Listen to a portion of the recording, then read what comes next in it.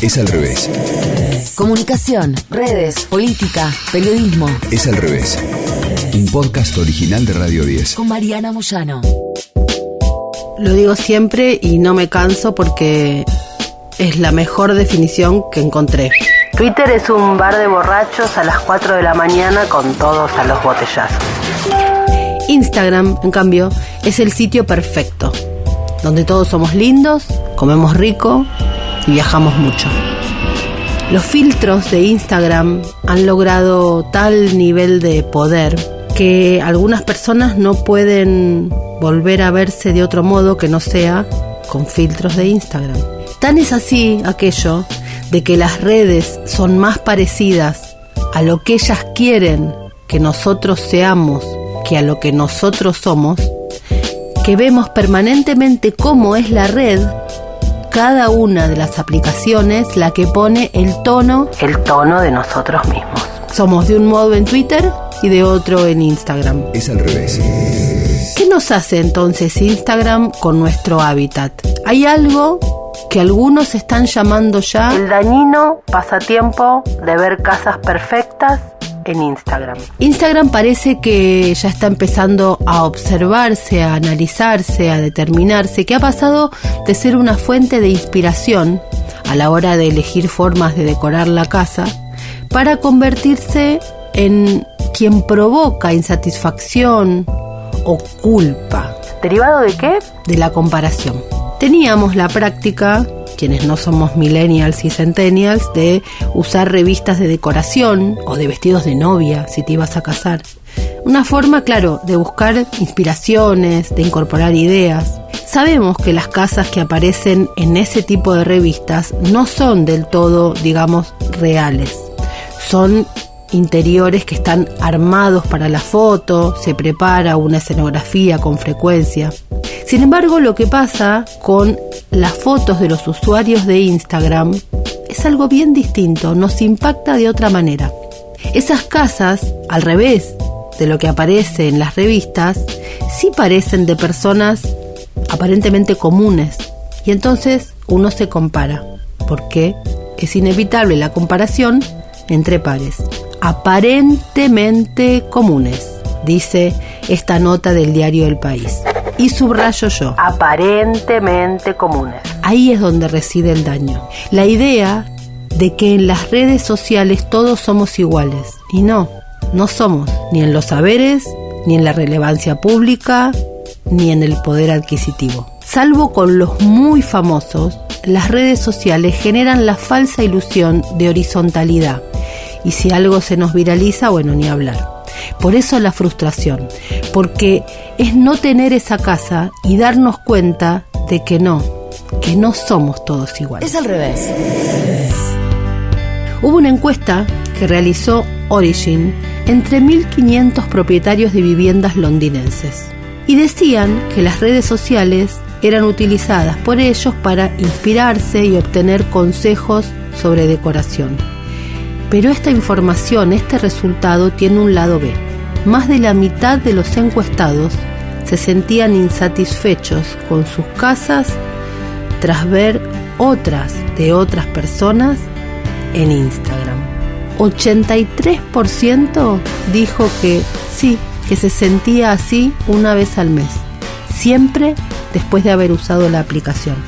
Y 1 de cada 10 decía que tenía esa sensación varias veces al día.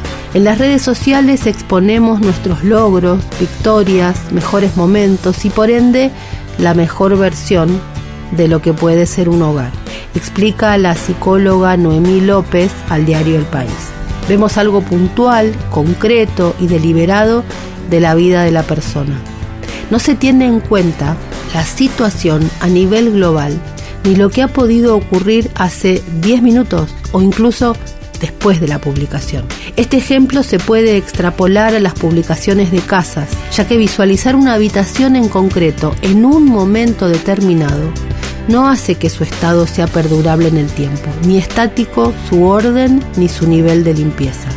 Inspiración, la exposición constante a esta información en teoría inspiradora, nos lleva a la comparación. Terminamos comparando.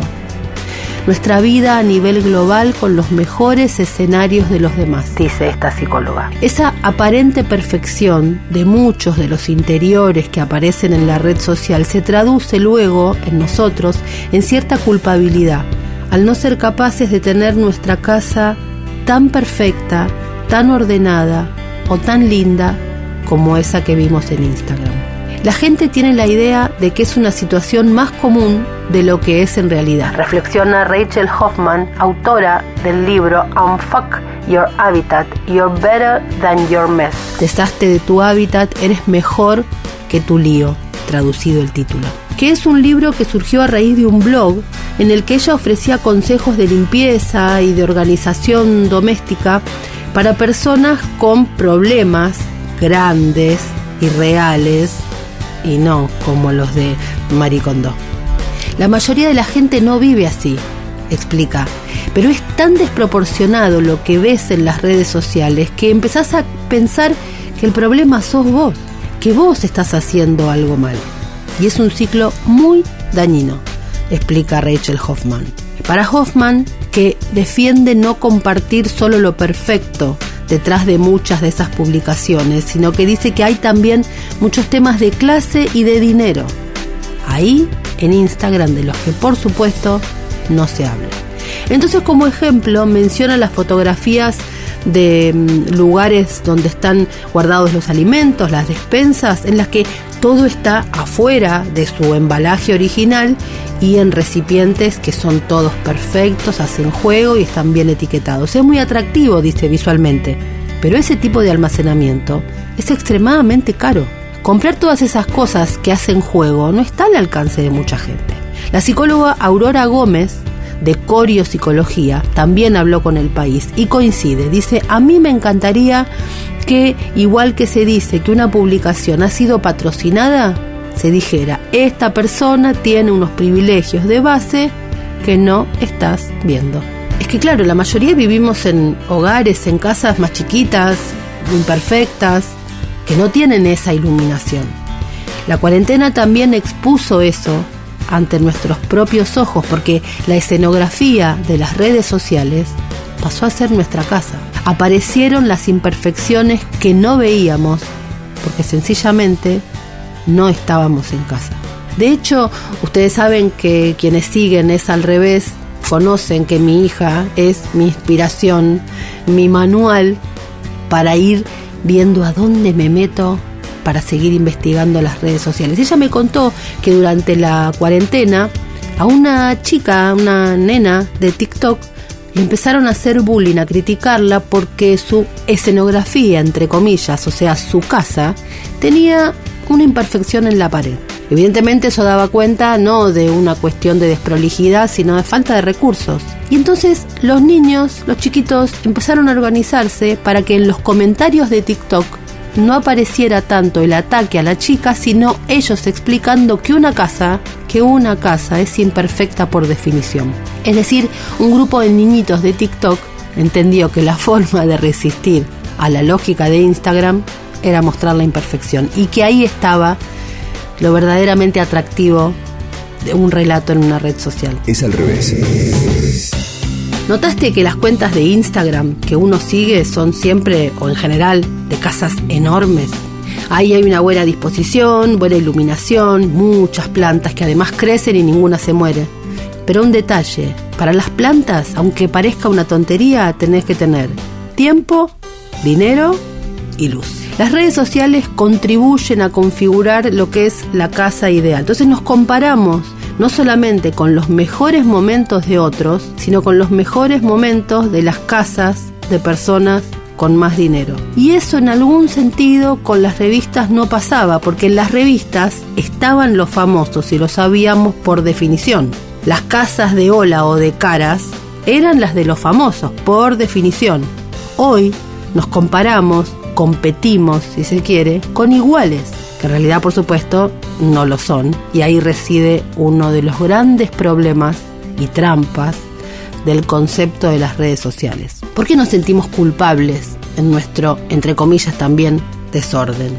hay documentos internos, hay estudios sobre esos documentos internos de Facebook que saben, que concluyen que Instagram es la red social más dañina para la salud mental. Le echan mucho la culpa a Twitter, muchos. Pues no, es Instagram, porque este sentimiento de inferioridad es ahí donde más aparece. Normalmente el usuario de la red social no piensa en lo que significa ver cuerpos o caras perfectas, o lo que le provoca verse a sí mismo con un filtro delante. Pero el tema del hogar, más allá de los aspectos socioeconómicos, también genera culpa y malestar. Porque quizá tener una casa grande y luminosa no está al alcance de cualquiera, eso es obvio. Pero mantenerla limpia y ordenada pareciera que sí, que todos deberíamos mantener nuestra casa pulcra y perfecta. Rachel Hoffman, que empezó a trabajar en este Unfuck Your Habitat, lo hizo porque notaba que la mayoría de las webs y de los libros con consejos para el hogar estaban dirigidos, sin decirlo por supuesto, a personas con un estilo de vida muy particular, gente que puede estar en su casa mucho tiempo, con una familia tradicional, recursos y pareciera que ningún cansancio para volver de trabajar y ponerse a organizar su casa.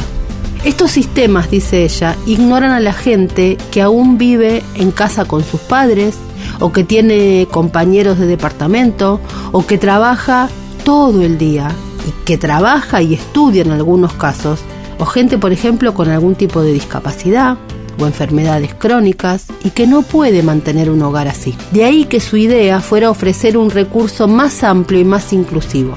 Limpiar y mantener una casa limpia, esas son habilidades que se pueden aprender, dice ella, y para las que hay gente que tiene obstáculos. Que tu casa sea o no un desastre no es un reflejo de quién sos como persona, afirma Hoffman. Un ejemplo de cómo se ha asociado la limpieza con una cierta moralidad es como muchas veces al recibir a alguien en casa uno dice: discúlpame, que la casa está un poco sucia. Creo que en general, dice Hoffman, tenemos que dejar de disculparnos por cómo vivimos. Hacerlo constantemente refuerza ese estándar inalcanzable al que aspiramos y es dañino. Parece menor, pero esto se va sumando y hace que sea muy difícil no solamente llevar las tareas del hogar, sino alcanzar ese estándar. Algo, por ejemplo, que no aparece en las redes sociales es que el modo en que están nuestras casas es el componente estacional. Eso no se ve. Por ejemplo, épocas en las que trabajamos de sol a sol, o épocas en que nuestros hijos están con exámenes y tenemos que ayudarlos, o épocas en que nosotros tenemos más de una ocupación y no podemos dedicarle tiempo a la casa. La conclusión a la que llegan estas psicólogas no es que haya que dejar de limpiar la casa y que sea habitable, desde ya que no. Lo que están diciendo es que es importante ser consciente de las circunstancias e intentar adaptarse a ellas y no a los estándares inalcanzables de Instagram. Primero tenemos que deshacernos de la idea de que tener una casa limpia y perfecta te convierte en mejor persona. Tener una casa limpia significa estar mejor y tener una casa limpia. Y eso solamente. El objetivo de Hoffman, dice ella, es que la gente pueda decir: sí, soy 80% desordenado, puedo llevarlo a un 70%. Eso ya es una mejora y desde ahí avanzar. Lo que pasa es que al ver estas casas de revista perfecta pensamos que si no llego a esto no vale la pena ni intentarlo. Y dice ella: para mí ser capaz de decir puedo hacer algo no tiene por qué ser hacer todo. Es muy importante esto, porque si no perdemos los matices. Y cuando vemos cómo las cosas se presentan en Instagram, es muy todo o nada. Y eso no es la realidad de cómo viven las personas. Y lo más grave es que estamos con un dispositivo en la mano y sintiendo de lleno la frustración. Escuchaste Es al revés. Un podcast original de Radio 10. Conducido por Mariana Moyano. Si te gustó, seguimos con la opción seguir. Coordinación y producción de contenidos: Sebastián Pedrón, Marcelo Figueroa, Fernando Candellas, Martín Castillo, locución, Delfina Cianamea, Mariana González, gráfica Franco Gauna. edición, Jorge de Tesanos. Nos escuchamos en el próximo episodio. Es al revés.